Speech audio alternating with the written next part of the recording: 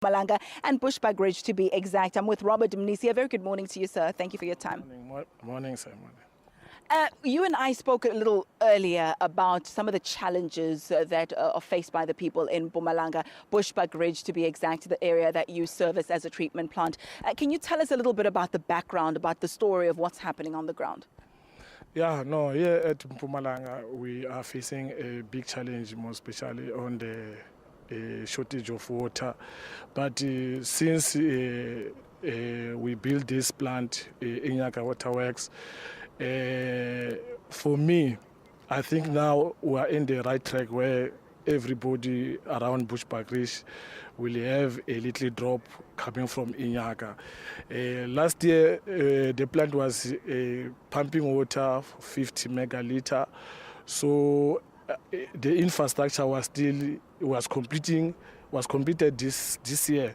So the design capacity of this plant is 100, but presently we are pumping water 25 megaliter, of which we are monitoring surrounding around Bushbuckridge whether the water is reaching all our area. But we found that 90% the water is reaching Bushbuckridge. Whatever where the water is not reaching is where maybe we find out there's a problem of maybe the pipe construction, the building of reservoir, reticulation issues. So that is the issue that is here at Bushbuckridge. But for me, we are confident everybody surrounding Bushbuckridge will be having a water. And the other thing, we have 6 treatment water plant that is smaller than this one. We have a provision of a bulk pipeline that is getting for every plant. So if there's a problem, let's say I will give Tulamahach Waterworks, there's a breakdown there. We have the provision of the pipe that Inyaka can supply that plant in order the people to receive water. Let's talk about the ratio between supply and demand. Is it adequate enough? Are you meeting the needs of the basic people on the ground, or do we have to do more to make sure that that need is met? Yeah, for me, I can say, yeah, we are not quite sure with the ratio or we are meeting. But for me, since here the capacity of this plant is 100 megaliter, now we're at 75.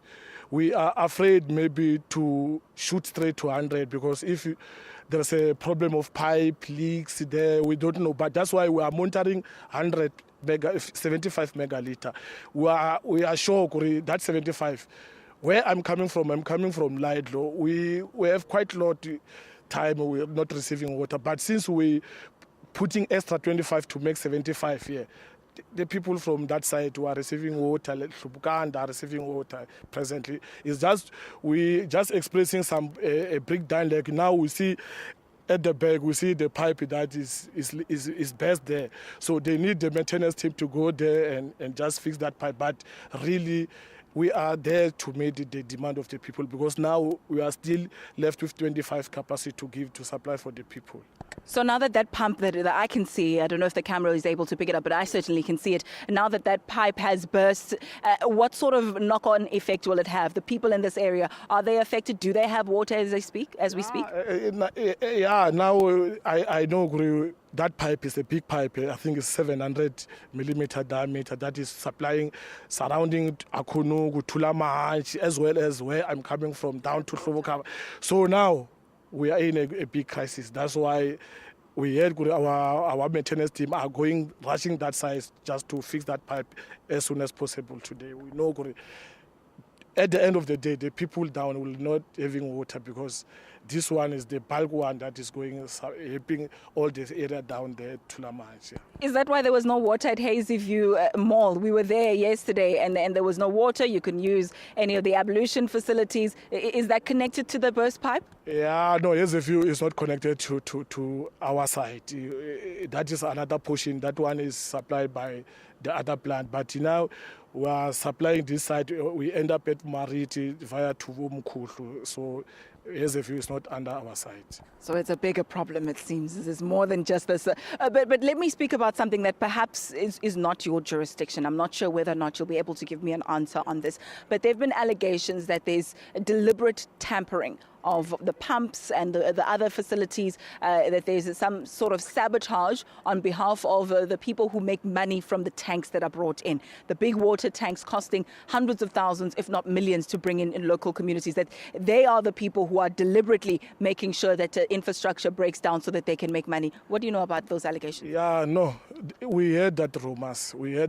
And even myself, I'm quite sure maybe it's true, because really, if we see the water tankers moving around here, and then we had some other area where the people are not receiving water. So those people are in the business. We are aware in the business. It can be going somewhere, closing the valve, of which myself I don't know here. But really, because this plant is supplying almost a big area around Bushbuckridge, you cannot know what's happening at Hluvkan, because people from Hluvkan can phone you, no, we don't receive water. And then we must ask somebody to go along the pipeline, check the valve and so on.